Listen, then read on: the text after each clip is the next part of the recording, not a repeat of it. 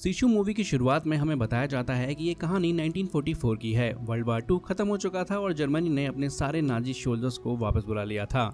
लेकिन फिनलैंड में गुस्से में भड़के हुए नाजी सोल्जर्स वापस जाते जाते गांव और शहरों को बर्बाद कर रहे थे। फिर हमें फिनलैंड का एक आदमी दिखाया जाता है जिसका नाम एडामी कॉर्पी है। कॉर्पी पहले सोल्जर था, लेकिन उसने वार के दौरान ही आर्मी छोड़ दी थी। अब उसने आर्मी क्यों छोड़ दी थी ये हमें आगे पता चलेगा। अभी कॉर्पी एक नदी के पास मिट्टी चेक कर रहा होता है, तभी उसे पानी में एक छोटा सा गोल्ड का टुकड़ा मिलता है। इससे वो समझ जाता है कि यहाँ आसपास और भी ज्यादा सोना हो सकता है, इसलिए वो काफी ज्यादा खुश हो जाता है। अब अगले दिन से कॉर्पी नदी के पास खुदाई करना शुरू कर देता है। वो दिन रात मेहनत करके गोल्ड ढूंढने लगता है। बीच बीच में उसको आसमान में नाजी के प्लेन्स भी दिखते हैं, लेकिन कॉर्पी उन्हें पूरी तरह से इग्नोर करता रहता है। वो काफी हफ्तों तक चुपचाप खुदाई करता रहता है ताकि कोई उसे देख ना ले। फिर एक रात वो देखता है कि आसपास के गांव और शहरों को नाजीज ने बॉम्ब से उड़ा दिया है। एक हफ्ते की हैवी मेहनत के बाद फाइनली कॉर्पी को खुदाई में सच्चा सोना मिल जाता है और वो उसे देखकर शॉक्ड हो जाता है, क्योंकि वो एक काफी बड़ा सा गोल्ड का पत्थर होता है। इतना सोना देखकर वो इमोशनल और बहुत ज्यादा खुश हो जाता है, क्योंकि अब उसको बहुत पैसे मिलने वाले थे। अब रात को कॉर्पी अपने सोने का ध्यान रखता है ताकि कोई उसे चुरा न ले, और अगले दिन उसने अपने घोड़े पर सारा गोल्ड रखा और अपने कुत्ते के साथ एक दूर शहर की तरफ निकल पड़ता है। इसी से कॉर्पी का सफर शुरू होता है। अब दूसरी तरफ कुछ नाजी सोल्जर्स अपने देश वापस जा रहे होते हैं। रास्ते में उनकी नजर कॉर्पी पर पड़ती है तो वो रुक जाते हैं। कॉर्पी उनके पास से आराम से गुजरता रहता है। नाजी उसे देखकर हंसने लगते हैं। उनके ट्रक में कुछ लड़कियां भी होती हैं जिनको वो जबरदस्ती ले जा रहे होते हैं। फिर ट्रक से वुल्फ नाम का एक सोल्जर निकलता है। वो अपने टैंक पर चढ़कर जनरल ब्रूनो से मिलता है। ब्रूनो को भी कॉर्पी दिख जाता है, जो सीधा आगे जा रहा होता है। वुल्फ कॉर्पी को मारना चाहता है, पर ब्रूनो कहता है कि ये वैसे भी जल्दी मर जाएगा, इसे जाने दो। और फिर ब्रूनो आगे निकल जाता है। आगे रास्ते में कॉर्पी को बहुत सारी लाशें दिखाई देती हैं, लेकिन वो बिल्कुल भी शॉक नहीं होता, क्योंकि ये सब वो पहले भी देख चुका था। कॉर्पी किसी से नहीं डरता। अब थोड़ा आगे जाकर ब्रूनो के सोल्जर्स की एक गाड़ी खराब हो जाती है और वो रास्ते में ही खड़े होते हैं। कॉर्पी उनके पास से गुजरने लगता है, पर इस बार नाजीज उसे रोक लेते हैं। उसमें से एक सोल्जर्स उसके घोड़े को चेक करता है और उसे गोल्ड के टुकड़े भी दिख जाते हैं। और अब सब सोल्जर्स कॉर्पी का सोना लूटने वाले होते हैं। जब नाजीज ने कॉर्पी को रोका तो कॉर्पी गुस्सा होने लगा। सोल्जर्स ने उसके कुत्ते पर गोली भी चला दी और कुत्ता भाग गया। अब सोल्जर्स कॉर्पी को भी मारने वाले थे, लेकिन कॉर्पी हद से ज्यादा भड़क चुका था। उसने तुरंत चाकू से एक सोल्जर को मार दिया। बाकी सोल्जर कुछ समझ पाते उससे पहले ही कॉर्पी उन पर टूट पड़ा और एक एक करके सबको मारने लगा। उधर काफी गोलियां चल रही थी। ये देखकर ब्रूनो भी अपनी टीम के साथ रुक गया। कुछ ही देर में कॉर्पी ने वहां खड़े सारे सोल्जर्स को खत्म कर दिया और थोड़ी देर बाद ब्रूनो अपने टैंक के साथ वापस उस जगह पर आया। उसने देखा कि कॉर्पी ने सबको मार दिया है और वो शॉक हो गया। ब्रूनो को एक घायल सोल्जर मिलता है जिसके हाथ में कॉर्पी का छोटा गोल्ड का टुकड़ा होता है। यहीं से ब्रूनो को पता चल जाता है कि कॉर्पी के पास बहुत सारा सोना है। इसी वक्त कॉर्पी आगे बढ़ रहा होता है। ब्रूनो टैंक लेकर उसके पीछे आ जाता है और उसके पास धमाके कराने लगता है। कॉर्पी भागते हुए अपनी स्पीड बढ़ा लेता है तो ब्रूनो धमाके रोककर आगे का सीन देखने लगता है, क्योंकि उसे पता होता है कि रास्ते में क्या लगा हुआ है। कुछ ही दूर जाकर कॉर्पी का घोड़ा एक लैंड माइन पर चढ़ जाता है, जिसके कारण घोड़ा उड़ जाता है। ये माइंस ब्रूनो की टीम ने पहले ही वहां लगा रखी थी। इस धमाके से कॉर्पी भी बहुत ज्यादा इंजर्ड हो जाता है। फिर भी वो मुश्किल से उठता है, अपने आप को संभालता है और देखता है कि उसके गोल्ड के टुकड़े जमीन पर गिर चुके हैं। कॉर्पी जमीन पर गिरे हुए गोल्ड के टुकड़े उठाने लगता है। इसी वक्त ब्रूनो अपनी टीम के साथ वापस आ जाता है। सब लोग देखते रहते हैं कि कॉर्पी माइंस वाले एरिया के बीच में खड़ा होकर अपना सोना जमा कर रहा है।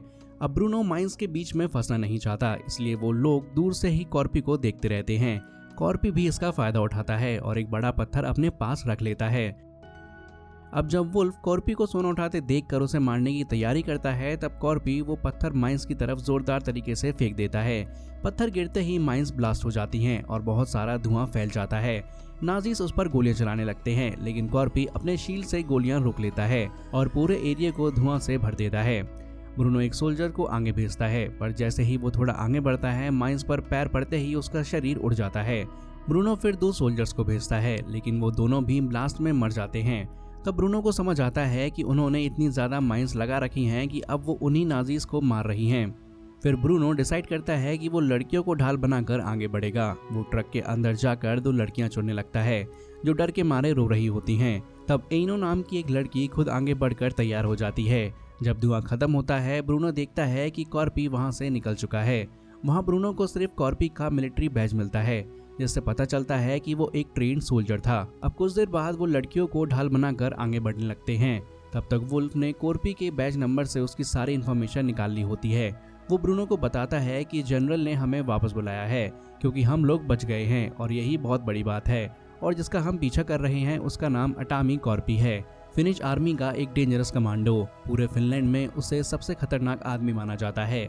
कॉर्पी से पंगा लेना मतलब सीधा मौत को बुलाना। कुछ साल पहले रशियंस ने कॉर्पी के परिवार को मार दिया था और बदला लेने के लिए कॉर्पी ने अकेले जाकर 300 रशियंस को मार दिया। लोग तो ये भी कहते हैं कि कॉर्पी एक तरह से अमर सा आदमी है, लेकिन ब्रूनो अभी भी कॉर्पी से डरा हुआ नहीं होता। वो कहता है अगर हम वापस गए तो हमें ऑर्डर्स ना मानने की वजह से फांसी मिल जाएगी, लेकिन अगर हमारे पास कॉर्पी का सोना होगा तो हम हिटलर तक से बच सकते हैं। इसलिए चाहे कुछ भी हो हमें कॉर्पी को पकड़ना ही पड़ेगा। उधर कॉर्पी आगे बढ़ रहा होता है।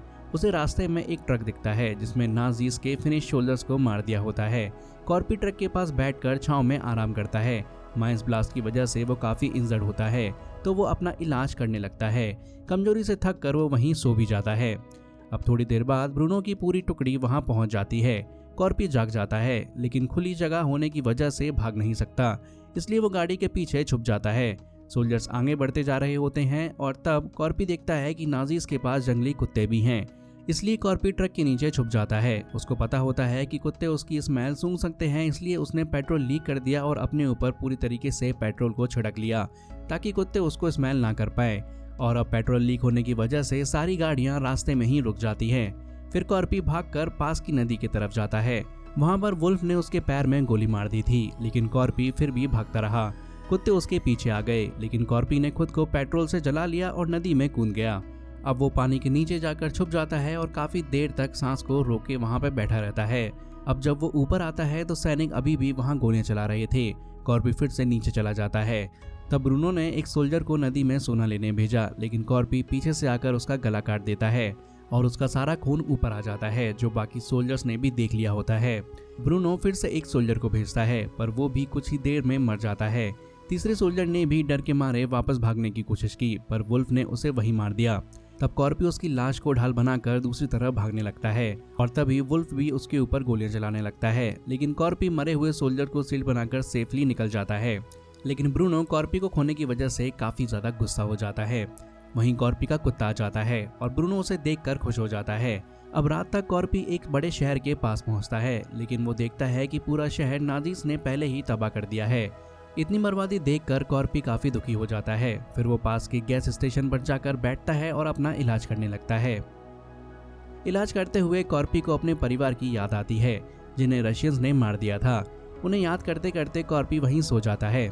फिर थोड़ी देर बाद कॉर्पी को अपने कुत्ते की आवाज सुनाई देती है और कुत्ता उसके पास आ जाता है, लेकिन उसके साथ एक डायनामाइट बंधा होता है। कॉर्पी उस डायनामाइट को निकालकर दूर फेंकना चाहता है, पर वो पास ही फट जाता है और ब्लास्ट से कॉर्पी बेहोश हो जाता है। फिर कुछ देर बाद ब्रूनो और वुल्फ कॉर्पी को पकड़कर बांध देते हैं और लटका देते हैं।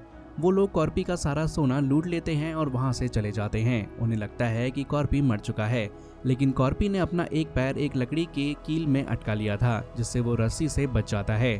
फिर वो धीरे धीरे पैर अंदर घुसाकर सुबह तक जिंदा रहता है। सुबह कॉर्पी का नसीब चमकता है और पास से एक प्लेन गुजरता है और उसकी हवा से लकड़ियां टूट जाती हैं, जिससे कॉर्पी नीचे गिर जाता है। वो प्लेन गैस स्टेशन पर फ्यूल लेने आता है। प्लेन से 2 सोल्जर्स उतरते हैं और फ्यूल भरने लगते हैं। उसमें से एक को कुत्ते की आवाज सुनाई देती है और वो देख लेता है कि कॉर्पी अभी भी जिंदा है। पायलट उसे कहता है कि कॉर्पी को मार दो, लेकिन सोल्जर उसे मारना नहीं चाहता। तब कॉर्पी उस सोल्जर पर हमला करता है और उसे तुरंत मार देता है। फिर पायलट आगे बढ़ता है और कॉर्पी उसे भी पकड़ लेता है और उसे ऑलमोस्ट मार देता है। उसके बाद जब कॉर्पी ने बचा हुआ आखिरी सोने का टुकड़ा देखा तो वो दुखी हो गया, क्योंकि उसका ऑलमोस्ट सारा सोना खो चुका था। तभी उसने नोटिस किया कि पायलट अभी भी जिंदा है। कॉर्पी उसे मारने ही वाला था, लेकिन फिर उसके दिमाग में एक आइडिया आता है कि शायद पायलट की मदद से वो अपना सोना वापस ला सकता है। तो उसने एक स्ट्रॉन्ग प्लान बनाया। कॉर्पी ने पहले अपने सारे जख्मों का इलाज किया और फिर पायलट को साथ लेके प्लेन उड़ाकर अपना सोना वापस लेने निकल पड़ा। दूसरी तरफ टुकड़ी अपने बेस वापस जा रही थी। रास्ते में उनकी सारी गाड़ियां अचानक रुक गईं। सैनिक बाहर निकले और उन्होंने देखा कि रास्ते में एक प्लेन क्रैश हुआ पड़ा है। धुएं को देखकर उन्हें समझ आ गया कि प्लेन अभी अभी गिरा है। अब जब वुल्फ अंदर गया तो उसने पायलट को देखा और वो डर गया, क्योंकि पायलट को फांसी देकर मारा गया था। और रस्सी भी वही यूज की गई थी जिससे वुल्फ ने कॉर्पी को लटकाया था। अब ब्रूनो को तुरंत समझ आ गया कि कॉर्पी वापस आ चुका है। उसने फौरन सबको बोला कि यहाँ से निकलते हैं और पूरी टुकड़ी आगे बढ़ गई। ट्रक में बैठे सभी सोल्जर्स डर के मारे ऑलमोस्ट टूट चुके थे क्योंकि कॉर्पी मौत से बचकर वापस आ गया था। और वो लड़की एइनो हंसने लगी और बोली, तुम लोग कितने बेवकूफ हो, उस आदमी ने अकेले 300 रशियंस को मार दिया था, तुम्हें लगता है तुम उसे मार पाओगे? वो आदमी कभी मरने के लिए तैयार नहीं होता, तुम्हें उससे डरना चाहिए और वो कभी हार नहीं मानने वाला।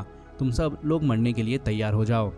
तब वहाँ पर एक सोल्जर उस लड़की की बातों पर हंसने लगता है तो कॉर्पी आकर उन दोनों सोल्जर को मार देता है और उनकी बॉडीज को बाहर फेंककर टैंक के नीचे कुचलवा देता है। फिर कॉर्पी अंदर आया और उन लड़कियों को देखा। उसने उन्हें गन्स देकर कहा कि वो उसका साथ दे और एइनो के साथ सारी लड़कियां मिलकर मान जाती हैं।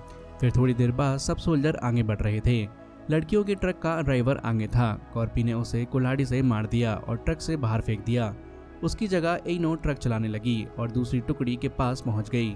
फिर लड़कियां ट्रक से बाहर आईं और सारे सोल्जर्स को वहीं मार दिया। फिर उन्होंने ट्रक को साइड में गिरा दिया। ब्रूनो ये सब देख रहा था और अपने टैंक के साथ तेजी से आगे बढ़ रहा था। तब एइनो ने कॉर्पी को टैंक के ऊपर छोड़ दिया और कॉर्पी टैंक पर कुल्हाड़ी मारने लगा। ब्रूनो ने टैंक को रोक दिया और कॉर्पी नीचे गिर गया। वुल्फ बाहर आकर गोलियां चला रहा था पर कॉर्पी उसके पीछे आ गया और वुल्फ को पकड़कर पीटना शुरू कर दिया। दोनों लड़ते लड़ते टैंक के नीचे गिर गए। ब्रूनो टैंक लेकर आगे निकल गया। तब तक कॉर्पी वुल्फ को पकड़कर मार रहा था और दो सोल्जर्स अपनी बाइक पर पीछे से आ रहे थे। कॉर्पी को देखकर वो रुक जाते हैं। कॉर्पी ने उन्हें धमकी दी और बाइक छोड़ने को कहा। वो दोनों सोल्जर्स बाइक छोड़कर भाग गए और कॉर्पी ने उनकी बाइक उठा ली और वहां से निकल गया, लेकिन वुल्फ को जिंदा छोड़ दिया। तब वुल्फ खुश हो जाता है, लेकिन उससे बदला लेने के लिए एइनो की गैंग वहां पहुंच चुकी थी और फिर वुल्फ की फट जाती है। वहीं दूसरी तरफ ब्रूनो टैंक लेकर प्लेन के पास पहुंच गया। पायलट ने उससे कहा कि सिर्फ 2 ही लोग प्लेन में जा सकते हैं, तो ब्रूनो ने वहीं एक सोल्जर को मार दिया और दोनों प्लेन में सोना लेकर उड़ गए। तब कॉर्पी आकर प्लेन पर गोलियां चलाने लगा। जब प्लेन उड़ा, कॉर्पी ने कुल्हाड़ी से प्लेन को पकड़कर हवा में लटकने की कोशिश की। पायलट ने नीचे देखा, तब वहां पर सिर्फ खाली गाड़ी थी। कॉर्पी अभी भी प्लेन में कुल्हाड़ी से लटका हुआ था और इस दौरान पायलट थोड़ा घायल हो गया था। फिर कॉर्पी कुल्हाड़ी से प्लेन तोड़ने लगा। प्लेन में एक बड़ा बॉम्ब भी था और कॉर्पी वहां घुसने वाला था। इस वक्त ब्रूनो ने उसकी आवाज़ सुन ली और प्लेन के अंदर चला गया। कॉर्पी ने ब्रूनो को पकड़कर उस पर अटैक किया। दोनों लड़ते लड़ते प्लेन में गिर पड़े और कॉर्पी काफ़ी घायल हो गया। इसी वजह से ब्रूनो उसे मार रहा था, लेकिन कॉर्पी ने भी साबित कर दिया कि वो कोई आम खिलाड़ी नहीं है। ब्रूनो कॉर्पी को पकड़कर पीट रहा था और फिर उसने बेल्ट निकालकर कॉर्पी को मारना शुरू किया। तब कॉर्पी ने बेल्ट पकड़ ली और ब्रूनो को बॉम्ब के साथ बांधकर प्लेन से नीचे फेंक दिया। बॉम्ब ब्लास्ट हो गई और ब्रूनो उसमें मर गया। फिर कॉर्पी थोड़ा आराम करने लगा, लेकिन प्लेन अभी भी नीचे गिर रहा था। उसने देखा कि पायलट गोलियों से मर चुका है और प्लेन क्रैश होने वाला था। फिर कॉर्पी ने अपना सोना लेकर देखा कि प्लेन में कोई पैराशूट नहीं है। कॉर्पी ने खुद को बेल्ट से बांध दिया और कॉर्पी प्लेन के साथ क्रैश होने वाला था। प्लेन एक जगह पर जोर से क्रैश हुआ और उसके पूरे चिथड़े उड़ गए। वहीं दूसरी तरफ फिनलैंड की आर्मी ने वहां टैंक देखा और लड़ने के लिए रेडी हो गई, लेकिन एइनो वहां तक टैंक लेकर पहुंच गई थी और साथ ही वुल्फ को टैंक से बांध दिया था। सोल्जर ये देखकर शॉक हो जाते हैं। फिर एइनो ने सबको बताया कि सारे नाजीज मर चुके हैं। सोल्जर समझ नहीं पाए कि ये सब कैसे हुआ। तब एइनो ने उन्हें पूरी सिचुएशन एक्सप्लेन की। फिर कुछ घंटों के बाद कॉर्पी जिंदा होकर बाहर आया। उसके पास अभी भी काफ़ी सारा सोना था। वो कुल्हाड़ी की मदद से कीचड़ से बाहर आ गया और अपना सोना लेकर आगे बढ़ने के लिए रेडी हो गया। फिर 2 घंटों के बाद हमें फिनलैंड का कैपिटल नजर आया। फिर कॉर्पी एक गाड़ी लेकर बैंक के पास पहुंच गया। बैंक के अंदर जाते ही उसकी कीचड़ वाली बदबू से सब लोग उससे दूर हो गए। फिर कॉर्पी कैशियर से मिला और अपने सारे सोने के टुकड़े दिखाए। बदले में उसने बड़े बड़े पैसों के बिल्स मांगे ताकि सोना ले जाना ईजी हो जाए। और इसी के साथ सीसू मूवी की कहानी यहीं पर खत्म हो जाती है।